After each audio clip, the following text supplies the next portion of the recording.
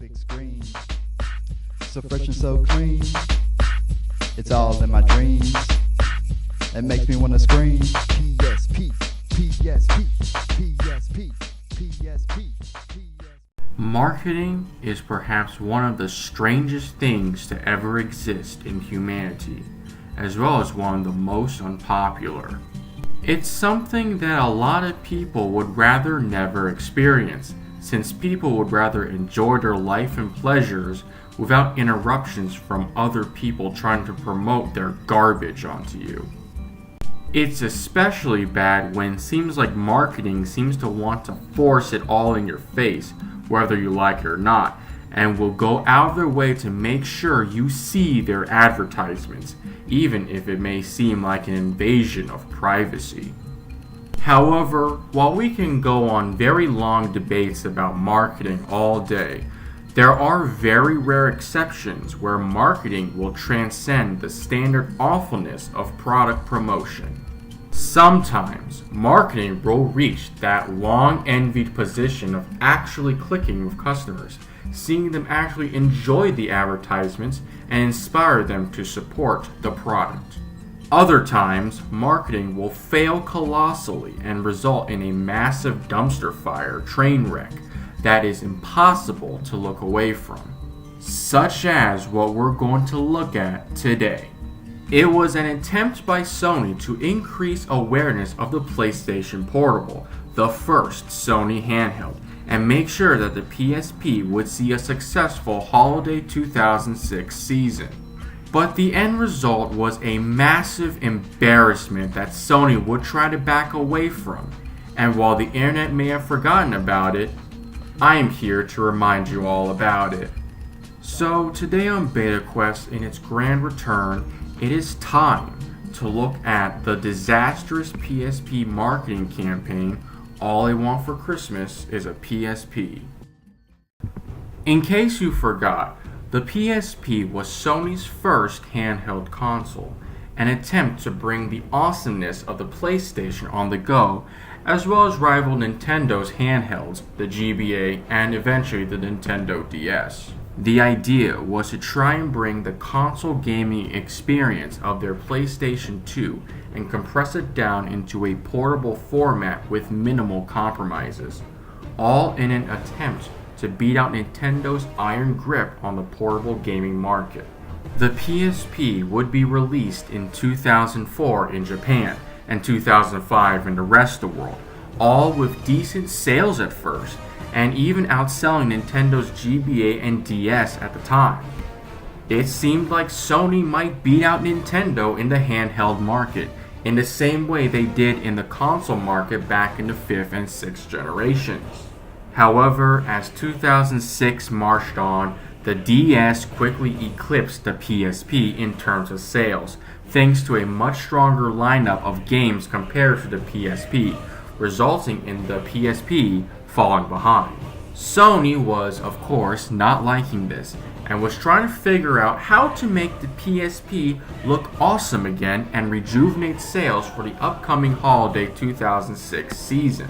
It was around this time that the concept of internet virality would take hold in both pop culture and the video world, in which the internet's widespread adoption by the mid-2000s could allow for huge masses of people to be aware of things very easily and almost instantaneously. Marketers would realize that internet virality could be applied to advertisement campaigns as well, and could allow for significantly higher exposure of products at a fraction of the cost of a normal advertisement campaign. And it was this that our story begins. Sometime in 2006, a fan site popped up on the internet called www.alliwantforxmasisapsp.com.blog, a site which sadly no longer exists as of this video. Featuring a logo that replaced some of the letters with PSP buttons because Sony, the fan site centered around a supposed PlayStation fan named Charlie, who ran a supposed Sony fan site that was dedicated to the PSP. Charlie was the craziest Sony fanboy who wanted to get his best friend, also a crazy Sony fanboy named Jeremy, a PSP, for he tragically does not have one despite desperately wanting one himself. To successfully resolve this serious humanitarian disaster, Charlie's fan site was to highlight the awesomeness of the PSP to not only wage a holiday assault on Jeremy's parents, but parents too. His words, not mine. Evident by the spelling of your as you are. Yes, as noted, Charlie's fan site would talk about the PSP ad nauseum, talking about the amazing features of the console in the goofy 2000s text slang and leet speak, with weird abbreviations and numbers and all that. You know, despite this being a blog site, so yeah. The blog site even featured parodies of popular 2000s memes, such as the head-on applied directly to the forehead meme. It absolutely was not artificially cool or anything like that, and neither was it trying to trick kids into buying a PSP with a kid-friendly blog site. Oh, absolutely not one bit. That would be insane. Even better, Charlie and Jeremy even create a hip-hop music video to help showcase their sheer hype for the PSP, and even revealing even more about the supposed fans of this fan site, with presumably more music videos planned for the site, but never materializing. I love the big screen, so fresh and so clean. It's all in my dreams. It makes me wanna scream. PSP, PSP, PSP, PSP, PSP, PSP, PSP, PSP. The video features an absolutely amazing rap song with no need for anything like rhythm, sung by an individual who must be in his late 20s or early 30s and is wearing super cool clothing that was popular at the time.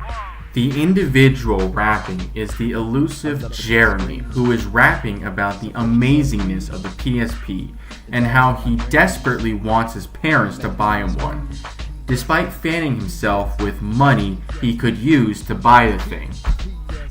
Yeah, many presume that both Charlie and Jeremy were children wanting to get a PSP, but the video shows these two as grown-ups. Heck, even the header shows two full-grown adults. Not sure what that was all about. Returning to the video, another weird part is that Jeremy has a case for the PSP, which he shows regularly throughout the video. Why does he have that? Where did he even get that from? He also humps the ladder? What is this? What is that supposed to signify? But you know, whatever. Crazy Sony fan website about a dude who wants to get his friend a PSP in a dumb music video. What's wrong with that?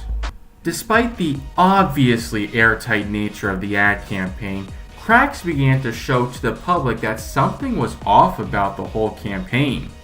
Despite presenting itself as the workings of a crazy Sony fan, Charlie talked about the PSP in bizarrely market-friendly terms and listing out tech specs for the console. The problem is, very few fans would really talk about consoles like this, as they would just talk about the games in a very simplified manner, with simple descriptions about what the console could do. Sure, some might talk about the technical side of things, and this is no insult to any fan or anything, but almost no fan would ever talk about consoles like a marketer trying to hype up the technical aspects.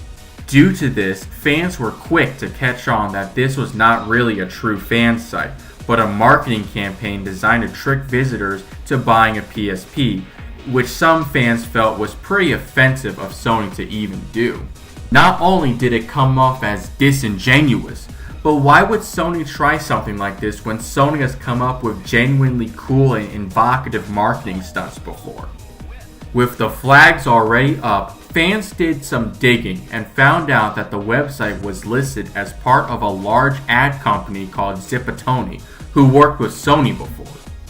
And just like that, the scandal was exposed and blew up in Sony and Zipatoni's faces, and damage control was in full swing.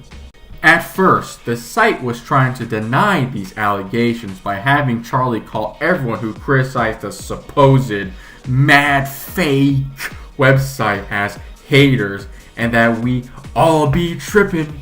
But when the situation was getting too hot to handle, Sony tried to back out of the deal with a strange message about how Zipatoni was being too clever and that they got busted and snagged. Which, I mean, everyone saw past that nonsense excuse.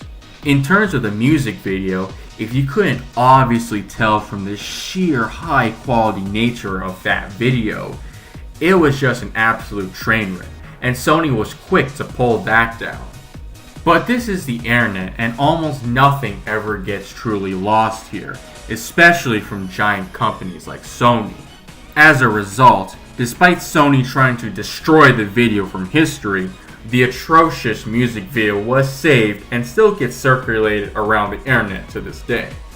However, despite my statement, I have heard that there were other videos produced by the ad campaign along with the music video, but if these were even made, then they are likely lost to time as I can't really find them. But regardless, in a final-ditch effort to try and save the campaign, the site was quickly converted into a full-blown PSP information page, ditching the whole fan site thing in favor of something pretty generic and uninteresting. Although this phase of the website did start off with an apology about the situation that was kinda really bad, which is as follows. Busted, nailed, snagged. As many of you have figured out, maybe our speech was a little too funky fresh. Peter isn't a real hip-hop maven, and this site was actually developed by Sony. Guess we were trying to be just a little too clever. From this point forward, we will just stick to making cool products and use this site to give you nothing but the facts on the PSP. Man, even in the end, that website was still a hot dumpster fire.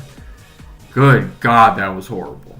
However, with how disastrous everything sounded and despite Sony's efforts to try and fix everything, the campaign was, in many ways, a complete failure, and Sony was quick to bury the whole thing in the past. The website was eventually taken down and is sadly one of the exceptions to the nothing ever gets lost on the internet rule, as despite some excerpts and the homepage from the website being saved, most of the site itself couldn't be saved in time and has since been lost. And unfortunately, this does include any other video that was produced by the ad campaign besides the music video. Whether or not the marketing campaign even helped the PSP isn't entirely known. It could have been somewhat of a success as it did get people talking about the PSP, and any publicity is good publicity, right? But even with all of that, the PSP still remained eclipsed by the Nintendo DS and struggled to get attention in the face of Sony's other big projects, such as the PS3 and eventual PS Vita and PS4. Other marketing campaigns would arrive for the PSP after this, some working out pretty well, others not so much. But despite all of this, the fake fan sites Sony and Zipatoni attempted would still remain a flicker in many 2000s Sony fans to this day and for years to come. But outside of that, it just kind of became a footnote in gaming history and got forgotten about for the most part afterwards. But that was the ad campaign All I Want for Xmas is a PSP. Admittedly, it wasn't really the most egregious or insane ad campaign thought up by a big company, as other companies, even Sony themselves, would easily top this in terms of sheer insanity and or stupidity. However, the fake fan site Sony and Zipatoni created is still a rather bizarre case of companies trying and failing to be hip and cool with their audiences. And it remains a good and notable example of what not to do when it comes to viral marketing. But even if it's not the worst case of failed viral marketing, it was still a funny train wreck to watch. And rest assured, as long as we still have giant corporations and advertisement companies, we will always have absolutely atrocious marketing campaigns to look forward to and mock. And with that, this is K-Steel with Beta Quest signing out. I will see you all later. This was a Kobalt Steel video by MS Bernie. Like, comment, and subscribe if you liked what you saw. Until next time, see you all later.